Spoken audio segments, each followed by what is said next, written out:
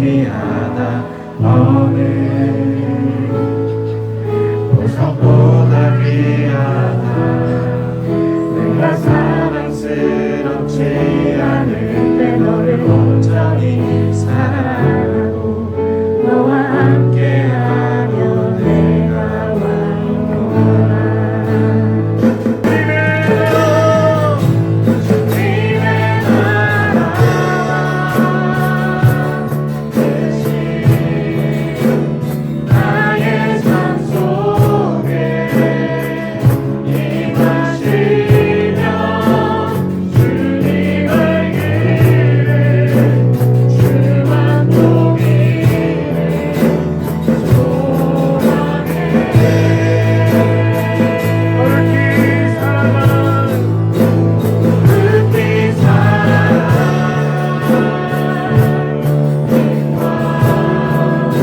부려먹는 힘을 주신 나의 하나님 완전한 사랑 찬양하리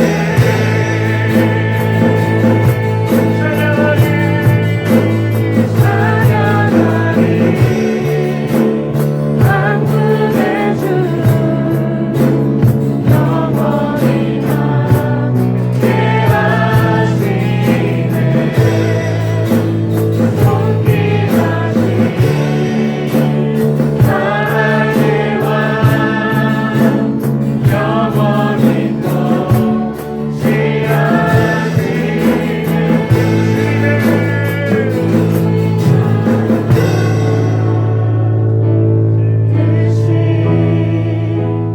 나의 삶 속에 임하시며 주님 알기를 주만 보기를 소망해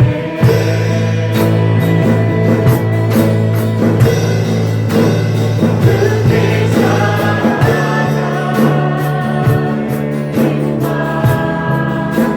부려먹는 힘을 주신 나의 하나님 완전한 사랑 찬양해 예배를 위해 함께 같이 기도하겠습니다.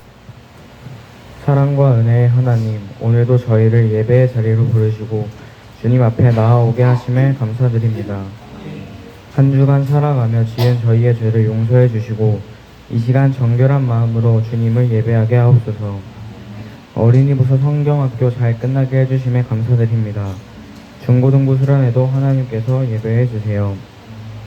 말씀을 전하시는 목사님께 성령의 능력을 저하셔서 듣는 저희의 마음이 열리고 삶이 변화되게 하시며 이 예배의 모든 순서를 통해 주님만 홀로 영광 받아 주시옵소서. 저희 교회를 통해 주님의 사랑이 흘러가게 하시고 성도들의 삶에 위로와 평안, 치유와 인도하심을 허락해 주옵소서. 감사드리며 사랑하는 예수님의 이름으로 기도드립니다. 아멘.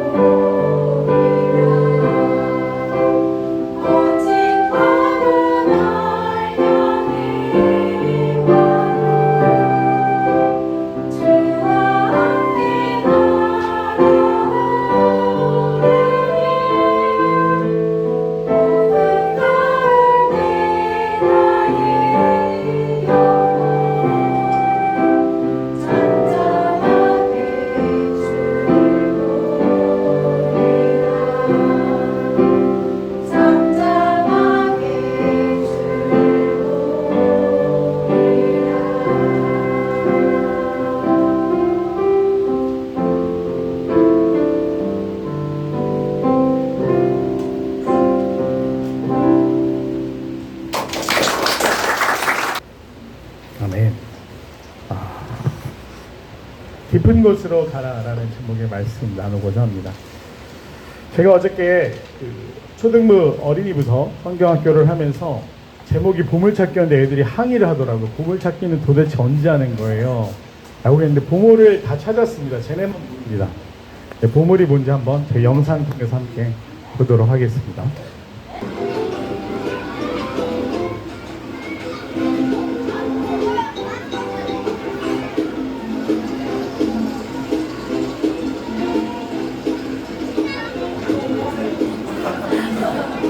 살짝 기분이 안 좋았지만 참았습니다.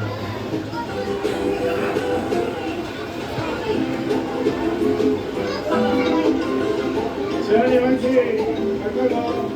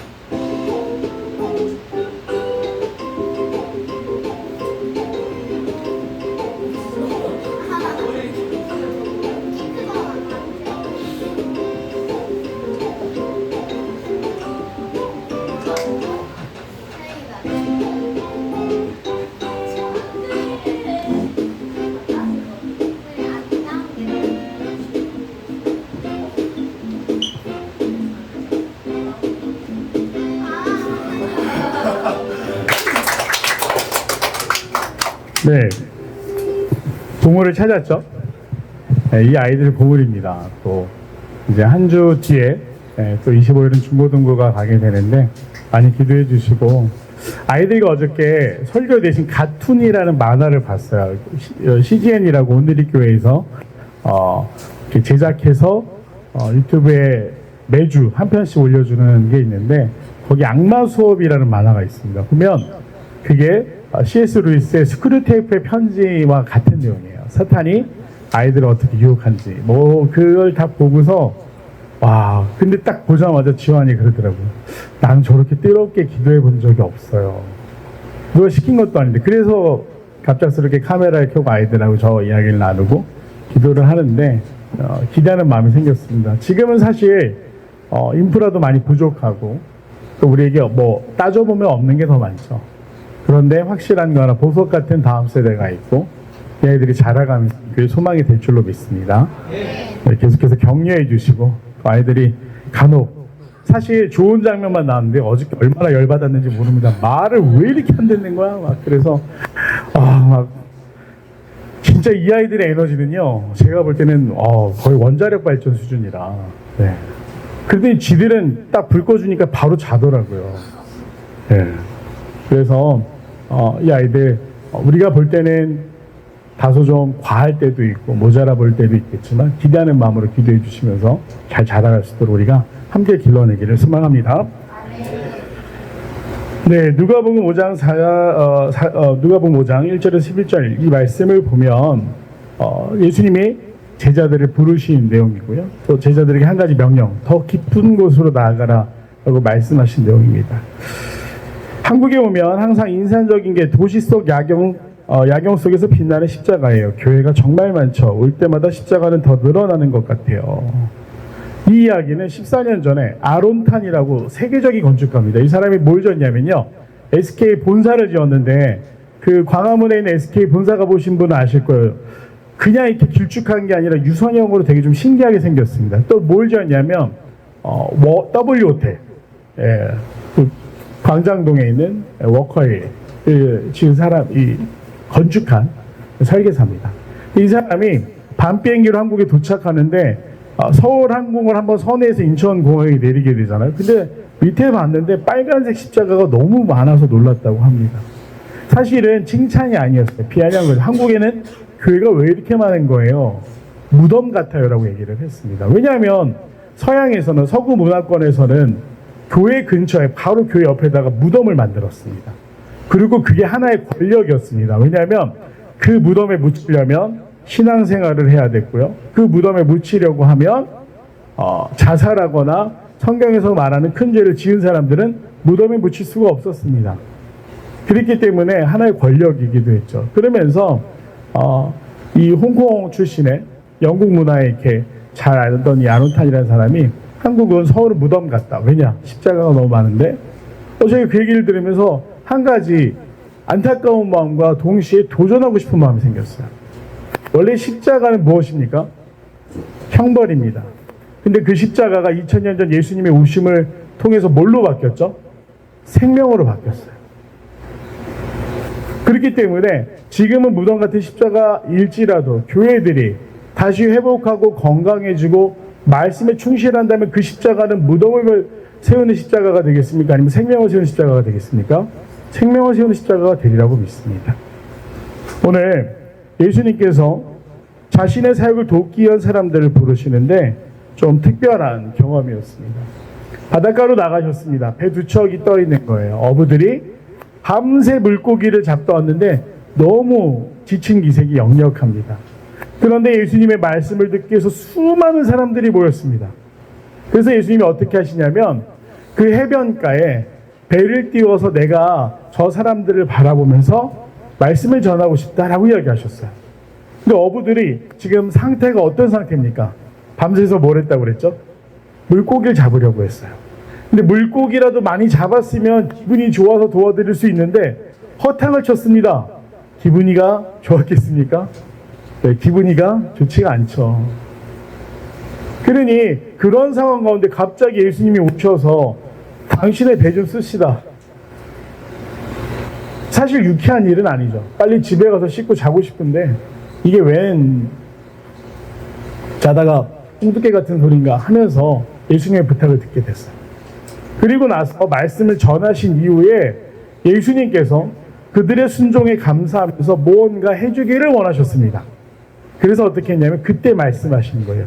깊은 곳으로 가자. 그런데 자, 예수님의 직업은 뭐였죠? 목수예요. 보통은 가업을 잇거든요. 아버지도 목수였습니다. 예수님이 공생애가 30살에 시작하셨어요. 30살에 시작하셨는데 그럼 왜 30살에 시작하셨을까요? 우리 예은이가 항상 대답을 잘하는데 예은아 왜 30에 시작하셨을까? 29까지는 뭘 하셨을까? 놀았어요. 군대도 갔다 오고.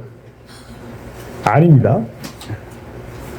보통 이스라엘은 성년식, 성전에 세금을 내는 것 기준으로 16세에서 20세 사이가 이제 성인이 되는 시간이에요.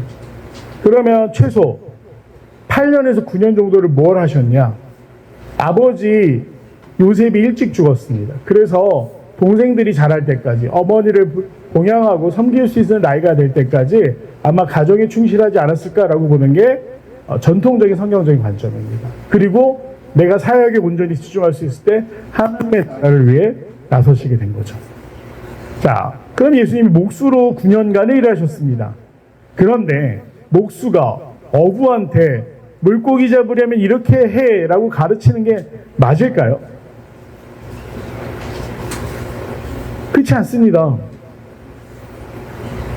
제가 청주에서 사역할 때 한 세가족 청년이 왔어요. 굉장히 에너지가 넘치는 사람이었는데 그 등록한 주에 청년부가 거기를 뭐라고 그러죠? 고기 구워 먹고 텐트 치고 이런 데를 캠핑장. 그렇지, 캠핑장을 가서 고기를 구워 먹기로 했어요. 근데 이 청년은 세가족이잖아요. 그럼 보통은 어떻게 합니까? 보살핌을 받아요. 그런데 예사 사람이 아니라는 걸 우리가 깨달았습니다. 고기를 굽는데 본인이 굽겠다면서 토치를 양손에 들고 막 불쇼를 하는 거예요. 아차, 위태위태하다. 저 청년의 마음속에 굉장히 우리가 감당하기 힘든 누군가가 숨어있는 것 같다. 이런 생각을 했어요. 그리고 이제 등록 카드를 보니까 부산 수영로교에서 왔더라고요. 제 수영로교에 전화했습니다. 청년부 담당 목사님을 바꿔달라고 그랬어요. 그 친구의 이름을 말하자마자 목사님이 이러시는 거예요. 그래서 목사님 어떤 친구죠? 그랬더니 이러고 한참 동안 말씀이 없으셨어요. 알고 봤더니 이 친구도 경계성 ADHD 장애가 있는데 그걸 뭐 사람들한테 말하지 않고는 모르니까 그런데 기분이 좋으니 절제가 되지 않으니 막 해괴망측한 행동들을 하는 거예요. 근데 저희 청년들은 그것도 모르고 이제 새 가족이니까 막 박수 쳐주고 이러니까 더 신나는 거죠. 정말 어려웠습니다. 네. 그런데 그 청년이 재밌게 제가 막 고기를 굽고 있었어요. 모르시는 분도 계시겠지만 대부분 아실 거예요. 저는 고기를 잘 먹질 못해요. 생긴 건 소 한 마리 잡아먹게 생겼지만 고기를 별로 안 좋아합니다. 그러다 보니 청년부 신앙생활하는 내내 고기 구울 때마다 안 먹으니까 사람들이 믿고 저한테 고기 굽는 걸 맡겼어요. 오랫동안 고기를 구우니까 고기를 제법 잘 굽습니다. 그 청년이 저한테 오더니요. 그 청년 나이가 22살이었는데 자꾸 저를 가르치는 거예요. 지금 뒤집어라. 어떻게 해라. 속으로 얼마나 열받았는지 모릅니다.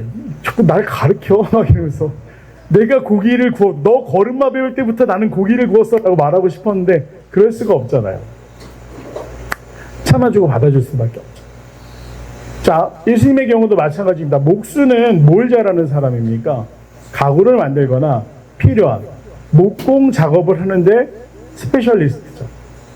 그런데 갑자기 밤새서 물고기를 잡는데 실패한 어부들한테 깊은 곳으로 가라. 그런데 왜 깊은 곳으로 간다는 게 말이 안 되는가 하면 어부들이 보통 밤에 조업을 하는 이유가 있습니다. 이스라엘에 가보신 분들은 아실 거예요. 한낮에 어떻게 되죠? 더워요. 그렇지, 많이 더워요. 몇 도까지 더울까요? 체감온도로 40도에 40도. 뚜껑이 녹아내릴 것 같은 더위. 그런데 호수 위에 갈릴리를 바다라고 표현하기도 하는데 왜 그러는가 하면요. 히브리어에는 강과 바다가 구분이 되어 있지 않습니다. 많은 물이란 뜻이에요. 그 사람들이 바다처럼 느낄 정도로 많은 물이 있는 그 갈릴리 호수에 배를 띄우면 대낮에 이 햇볕을 피할 수 있는 방법이 있습니까? 없습니까? 없어요. 너무 뜨거운 거예요. 그런데 사람만 뜨겁냐? 물고기도 더운 걸 싫어합니다. 그래서 대낮에는요. 깊은 곳으로 들어가서 절대 잡을 수가 없어요. 그나마 낮에 물고기를 잡고 싶으면 어디로 가야 될까요? 얕은 곳으로 가야 돼요. 바위 틈이나 해안이 가까워지는 곳으로 가야 물고기를 잡을 수 있어요. 그게 어부들의 상식입니다. 그리고 이 어부들은 그곳에서 평생을 살았던 사람들이에요. 베드로의 아버지가 뭘 했는지 기록되어 있지 않지만 우리가 1세기 중동의 삶을 기준으로 볼 때 어부들, 가난한 사람들이 아니었습니다. 왜일까요? 배하고 그물이 비싸요. 그래서 그물은 대대손손 유산으로 물려주는 도구입니다.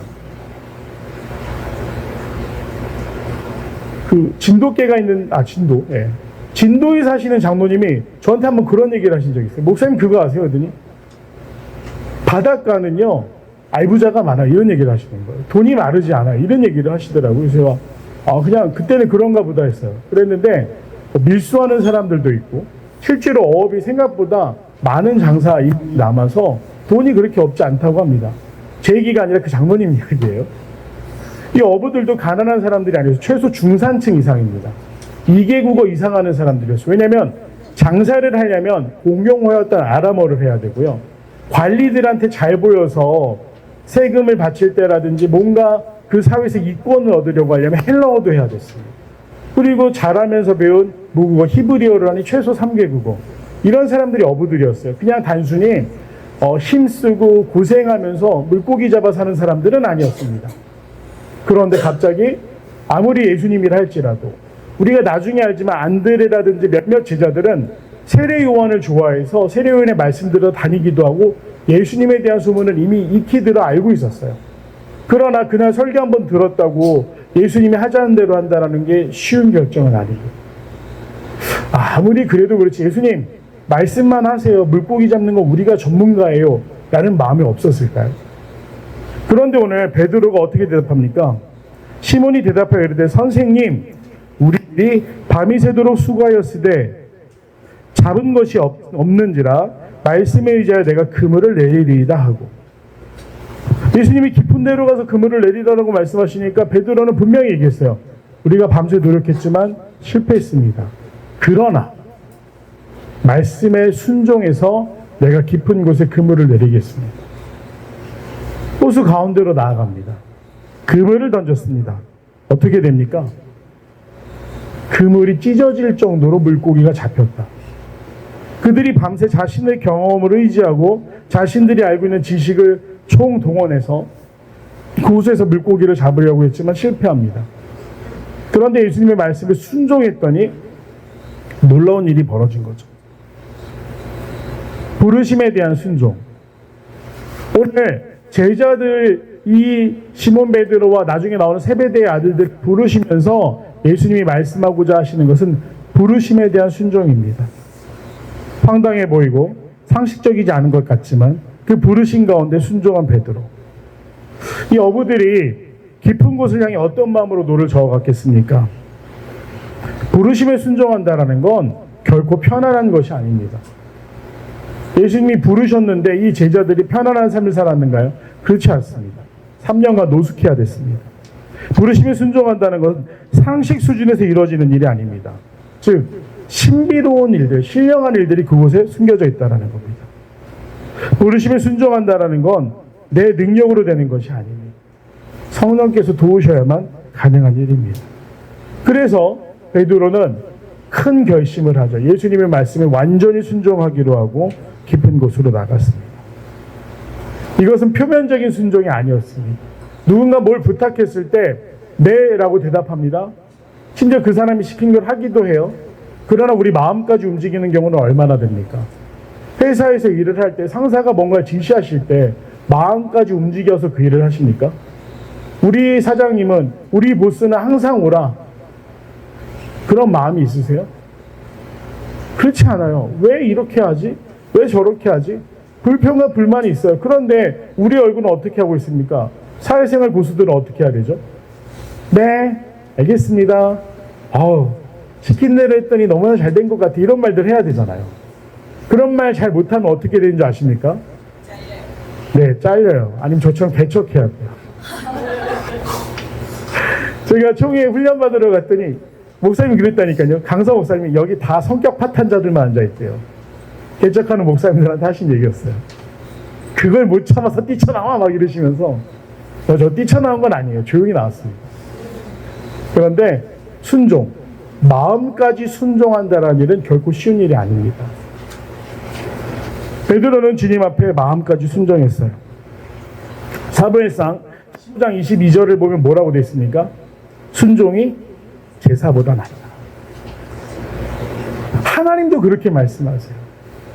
모양만, 형식만, 겉모습만 번지르하게 나의 앞에 나오지 말고 너의 중심, 마음이 나왔으면 좋겠다라고 이야기하시는 거죠.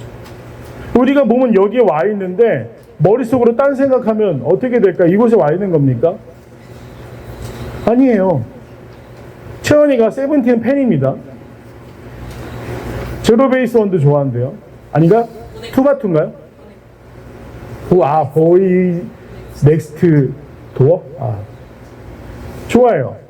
오늘 만약에 4시에 체조 경기장에서 행사가 있다고 해봅시다. 채원이가 교회 와 있지만 교회 와 있는 게 아니에요.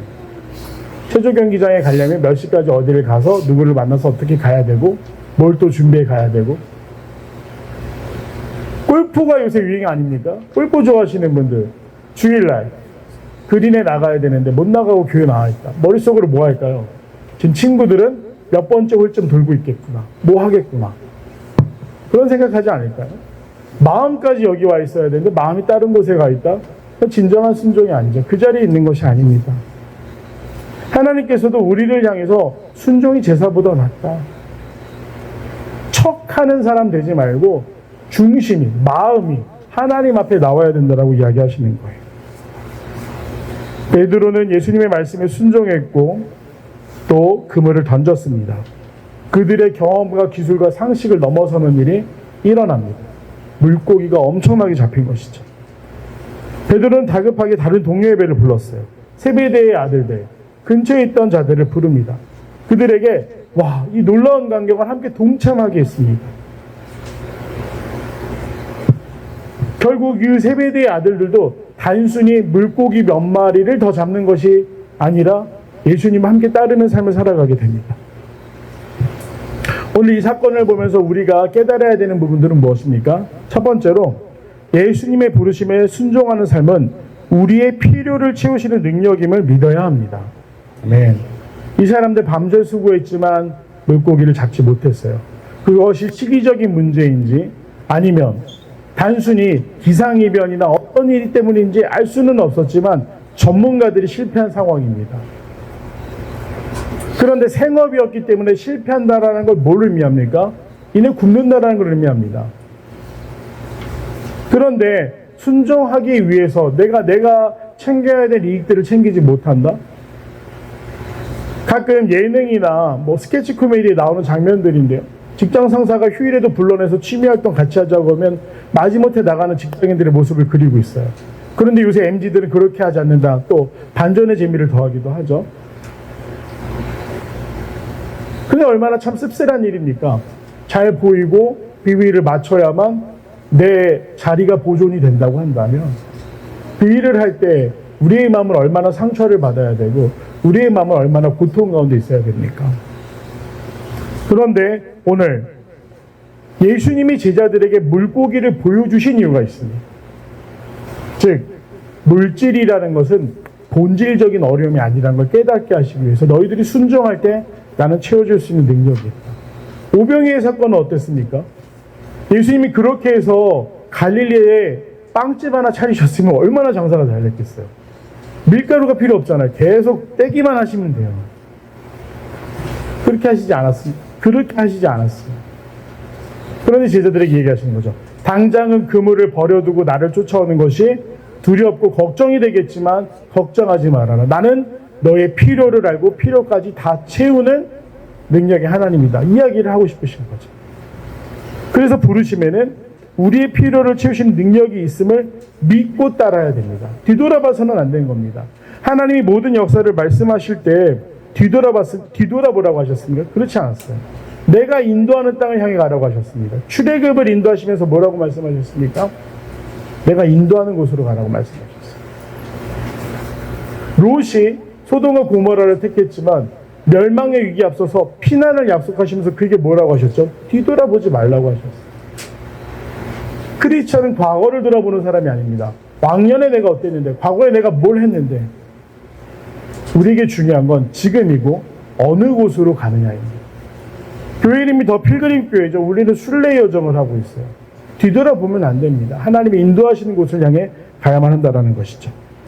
그래서 주님께 나의 삶을 드릴 때 하나님 나의 필요까지 채우시는 줄로 믿습니다. 라는 믿음이 우리에게 필요합니다. 두 번째로 이 부르심에는 부르심에 순종하는 것은 주변 사람들을 변화시키는 능력이 있다는 거죠. 자, 오늘 베드로가 물고기를 잡았는데 급한 대로 그 곁에 있었던 세베대의 아들들 요한과 야복에게 도와달라고 했습니다. 그들은 그 놀라운 일에 동참했고 그들 배도 만선이 될 정도로 많은 물고기를 잡았습니다.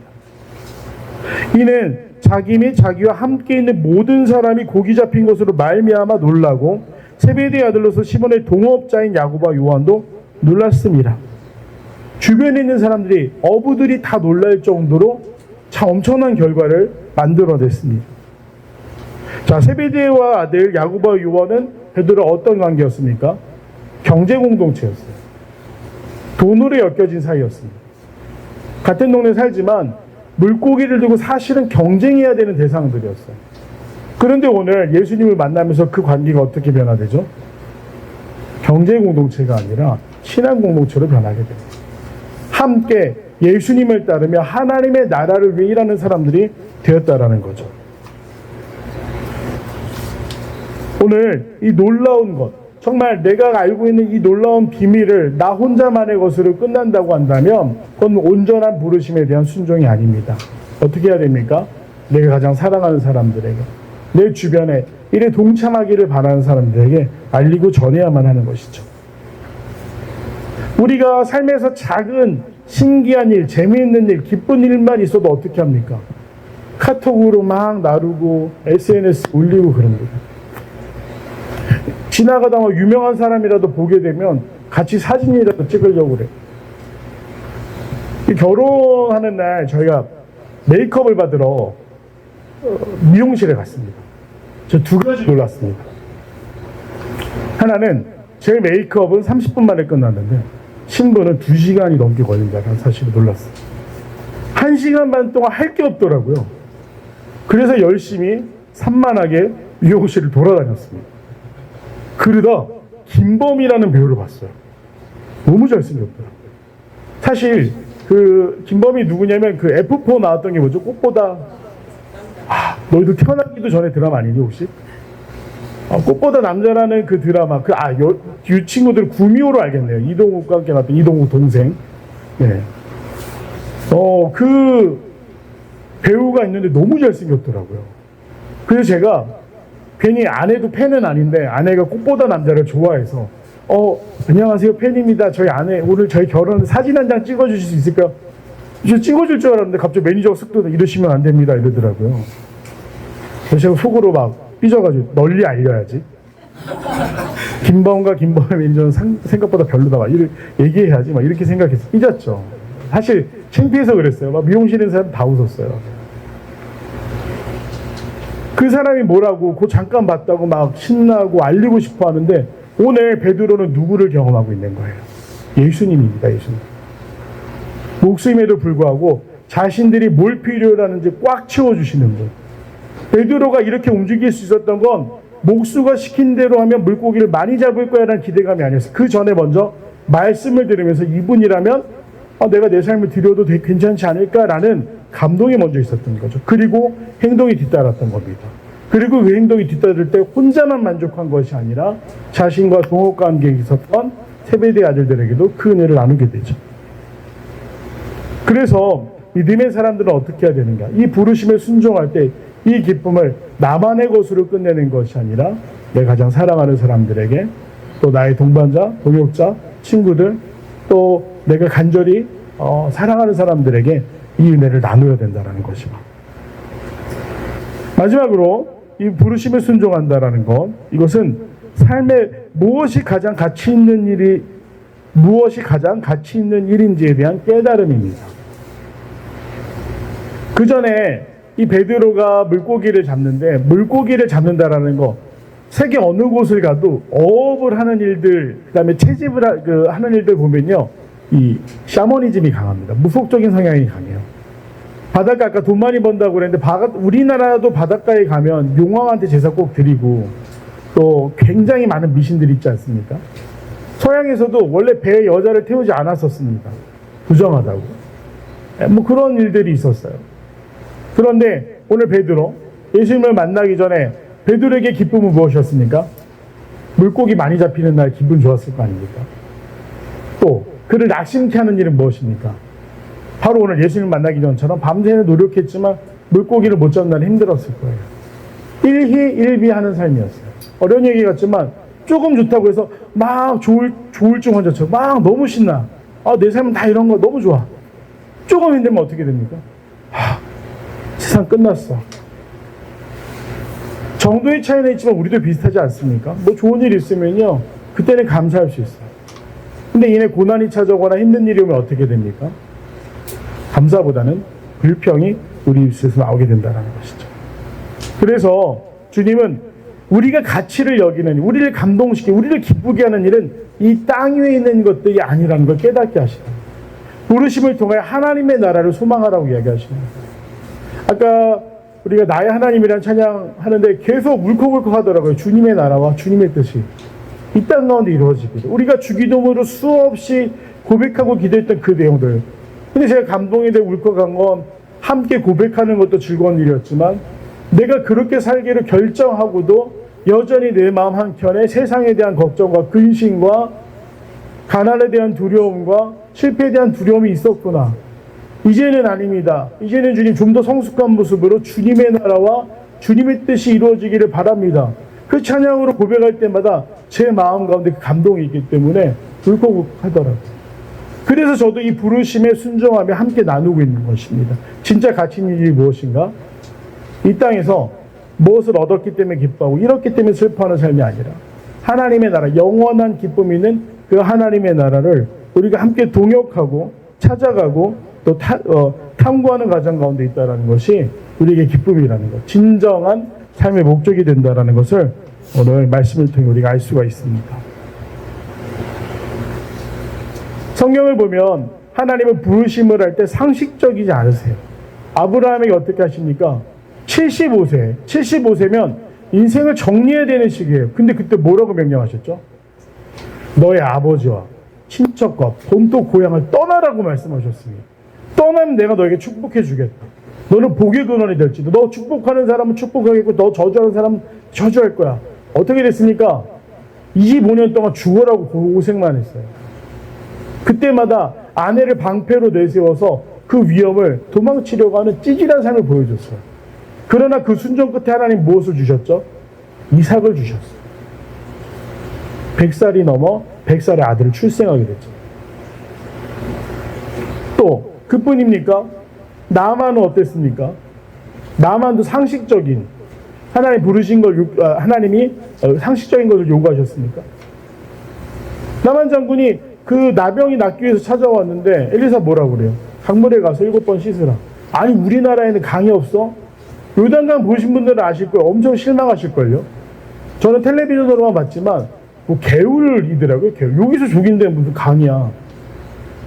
아 이거 건너는데 무슨 여호수아는 막 강을 멈추고 그랬다고 그래. 참 말도 안 되지. 이런 생각이 들 정도로 얕아요. 그래서 화가 났죠. 근데 어떻게 됩니까? 씻었을 때 한 번, 두 번, 세 번. 여종아이의 지혜로운 충고에 따라 7번을 씻었을 때 마지막 그 순간에 그는 진정한 회복을 경험하게 됩니다. 강물이 영험하거나 효험이 있어서 낫게 한 게 아니라 그의 순종이 그를 낫게 했습니다. 부르심이라는 건 우리의 상식을 넘어서는 일을 우리에게 요구하실 때가 있어요. 하지만 우리가 믿음으로 그 길에 동참할 때 하나님의 놀라운 능력도 경험할 수 있다. 마지막으로 자신이 가장 소중하게 여겼던 것을 위해 모든 것을 버린 한 남자 이야기를 하고 설교를 마치려고 합니다. 거의 뭐 기절하고 지금 막 난리가 났는데요. 네.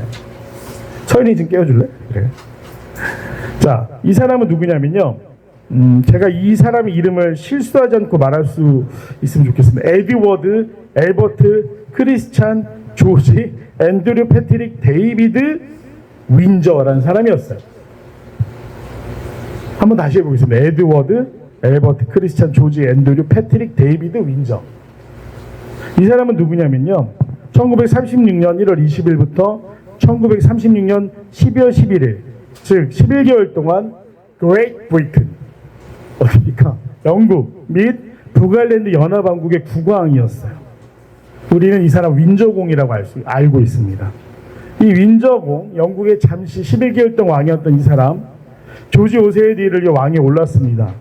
국민들의 신망을 한몸에 받았던 총각이었습니다. 결혼을 안 했어요. 그래서 왕실은 유럽 각국의 공주들 중에 우리 윈저 임금님의 아내가 될 만한 사람을 찾아라. 특명을 갖고 막 찾아다니고 누구를 이 물망으로 올릴 건지 그렇게 찾아다녔는데요. 이 혈기왕성했던 젊은 왕이 선택한 사람이 누구였는지 아십니까? 유럽 사람도 아니고 왕족도 아니었어요. 영국 사람들이 항상 양키라고 부르면서 폄하했던 미국의 돌싱이었어요. 심슨이라는 여성이었는데 2번이나 이혼한 경력이 있는 사람이었어요. 왕실, 의회, 영국 국민 모두 다 이 결혼을 인정하려고 하지 않았습니다. 그래서 이 사람이 마지막으로 라디오로 연설을 하는데 굉장히 유명한 연설. 뭐라고 이야기를 했냐면요. 사랑하는 여인의 도움과 뒷받침 없이는 막중한 책무를 수행하기가 불가능하다는 사실을 깨달아서 나는 왕위를 내려놓습니다. 영국 왕에서 내려온 거예요. 결혼하려고. 그것도 2번 이혼한 미국 여성과 결혼하려고 그 모든 걸 포기했습니다. 그래서 그때는 막 그게 세계의 사랑이라고 엄청 유명했던 일화예요. 프랑스에서 결혼식을 했는데 하객이 몇 명이었는지 아십니까? 16명이 왔어요. 그리고 정말 초라하게 결혼을 치고 왕족으로서 누릴 수 있는 혜택을 다 누릴 수가 없었습니다. 그런데 죽기까지 그 사람은 이 심슨이라는 여인의 남편으로 생을 마감하게 됩니다. 영국의 국왕이 아니라 사랑했던 한 여인의 남편으로. 그리고 자신의 행복한 삶을 살았다라고 이야기를 하죠. 이것은 남녀 간의 사랑을 선택했다, 이 이야기를 해드리기 위해서 예어로 말하고 있는 것이 아닙니다. 자기가 소중하게 여기는 것을 포기할 수 있는 용기가 있는 사람이었어요. 그런데 예수님은 어떤 분이십니까? 우리 유일한 구원자가 되세요. 예수님은 어떤 분이십니까?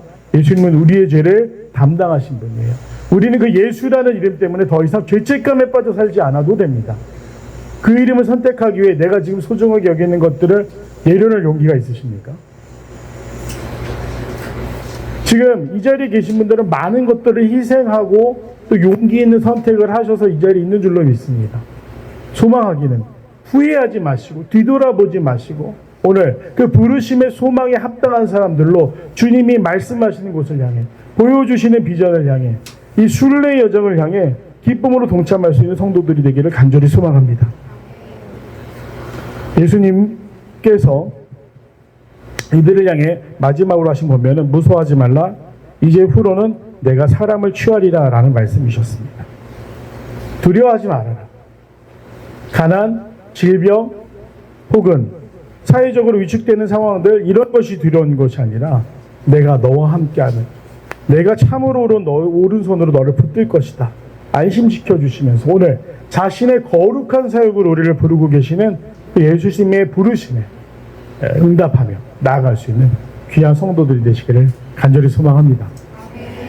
가장 소중한 길을, 가장 소중한 것을 선택하셨다 믿고 고백하시면서 이제 우리를 향해 도우시고 채우시는 하나님의 놀라운 능력을 경험할 수 있는 귀한 성도들이 되시기를 간절히 소망합니다. 기도하겠습니다. 은혜로우신 아버지 하나님, 감사합니다. 주께서 우리를 부르셨고 아버지, 우리 그 영광의 길에 서 있습니다. 두려워하지 아니하게 하시고 앞을 바라보며 주님과 동행할 수 있는 인생 되게 하여 주시옵소서. 감사드리며 사랑하는 예수님의 이름으로 간절히 기도드립니다. 아멘. 찬송가 505장 함께 찬양하시겠습니다.